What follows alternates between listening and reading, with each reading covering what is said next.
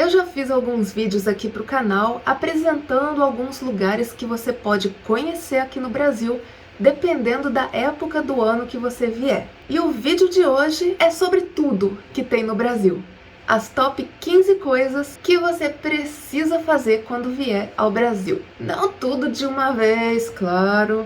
O Brasil é um país gigante e você vai precisar de mais viagens para conseguir fazer tudo isso. Ou talvez você seja um nômade milionário, aí faz tudo de uma vez. Fala, poliglota! Como é que vocês estão? Espero que estejam bem e animados para descobrir o que você pode fazer quando vier ao Brasil. Praias, natureza, esportes radicais, viagens em família, viagens românticas, o que você estiver procurando, o Brasil tem. Então bora ver as dicas de hoje para você planejar a sua próxima viagem.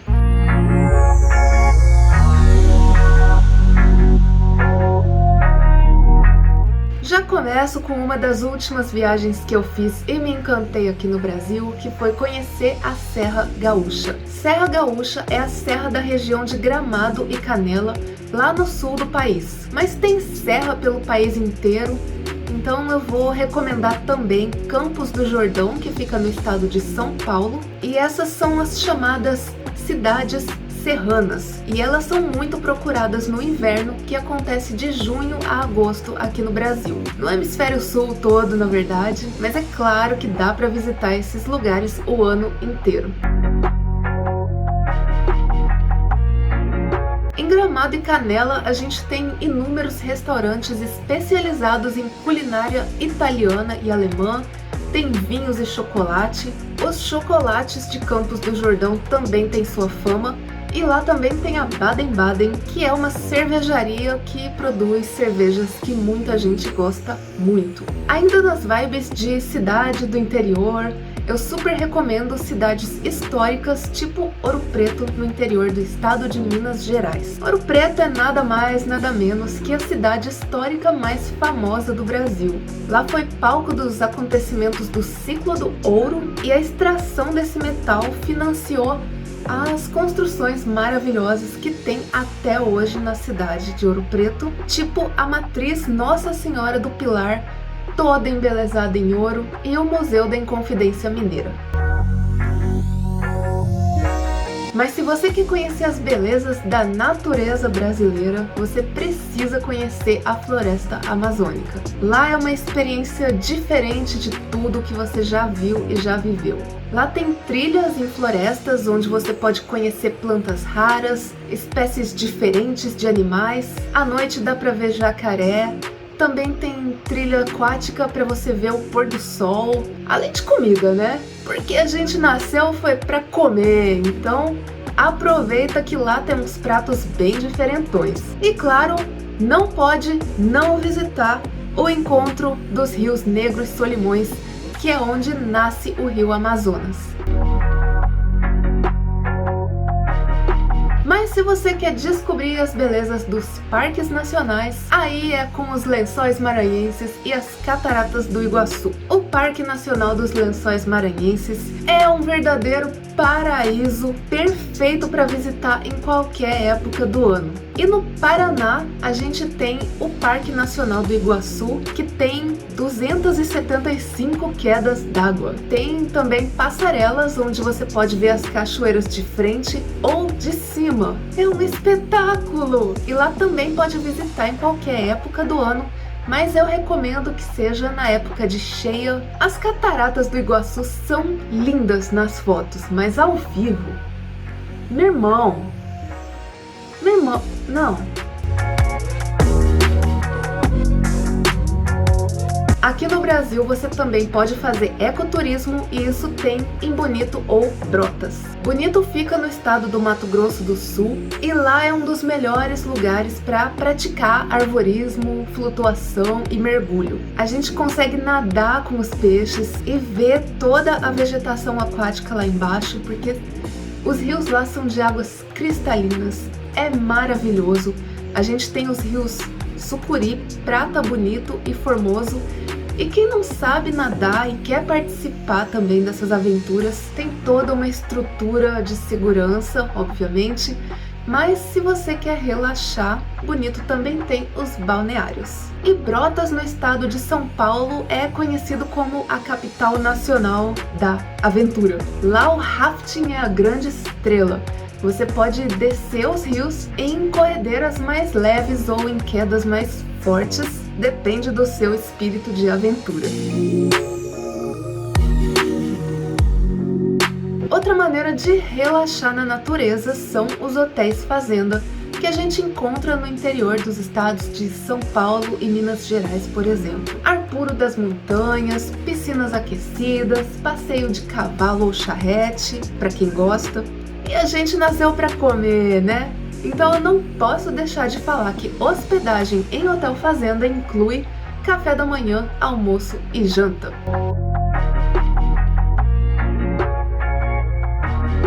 Mas se você quer praia, mar, quer conhecer as praias do Brasil, você pode escolher relaxar em uma das praias remotas, tipo as praias de Ubatuba, e é conhecida como a capital do surf do estado de São Paulo. Então, se você só quer curtir, descansar, relaxar em Ubatuba, você pode conhecer a Praia do Félix, que é uma praia sem agitação, por exemplo. E aí a gente tem lá em Trancoso, no estado da Bahia, a Praia do Espelho, que é tipo a mais bonita da região. Lá tem areia fofa, palmeiras e o mar tem uma cor tão linda, tão calma, e em alguns lugares ele forma piscinas naturais.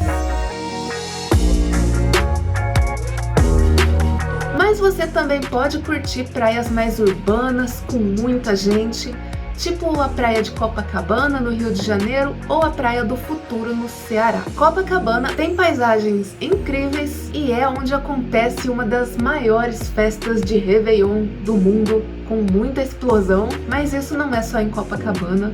A Praia do Futuro também é uma das mais procuradas para comemorações de fim de ano. É uma praia que tem muitas barraquinhas ao longo da orla, com muita comida e bebida para todos os gostos.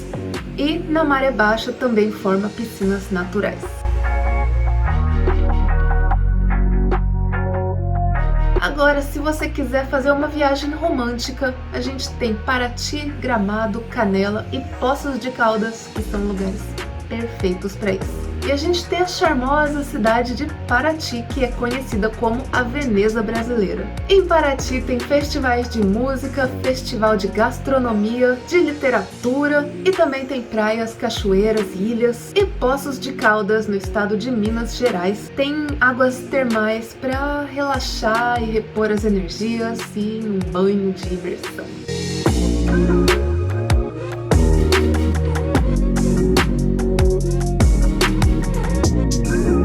Se vier para o Brasil em fevereiro, tem que participar do Carnaval em Pernambuco. Você já sabe, né, que o Brasil é enorme, tem diferentes culturas, então a gente também tem imensas e diferentes festas de carnaval por todo o país. E em Pernambuco são 4 dias de folia e eles têm os próprios ícones de lá. No Recife a gente tem o Galo da Madrugada, que é considerado o maior bloco de rua do mundo. E em Olinda a gente tem aquele famoso boneco gigante, o Homem da Meia-Noite. Frevo e maracatu são os 2 ritmos que comandam as festas e são ritmos essencialmente pernambucanos.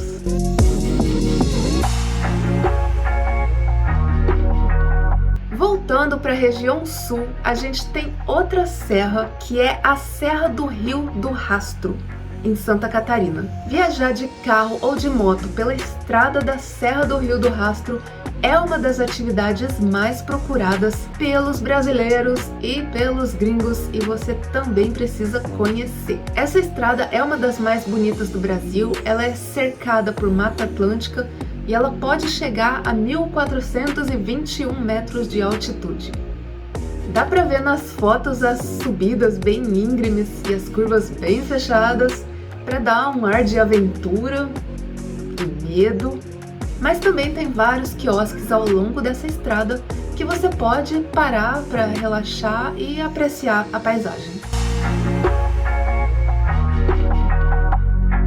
Outra dica é fazer um passeio a pé no Rio de Janeiro. O Rio é a cidade mais cantada em prosas e versos, sambas e bossa nova, de Noel a Caetano, de Tom Jobim a Tim Maia, e a região central dessa cidade tem muitas atrações se você fizer essa caminhada, porque assim você aproveita muito mais.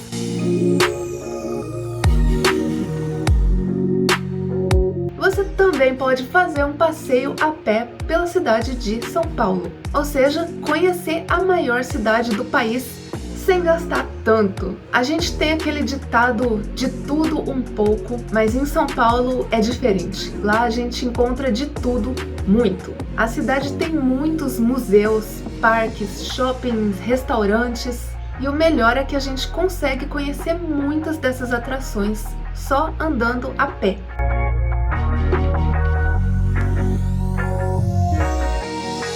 E também pode aproveitar a vida noturna de São Paulo. Não importa quais são os seus gostos para qualquer tipo de coisa, você vai encontrar um barzinho ou uma balada que seja do seu agrado em São Paulo.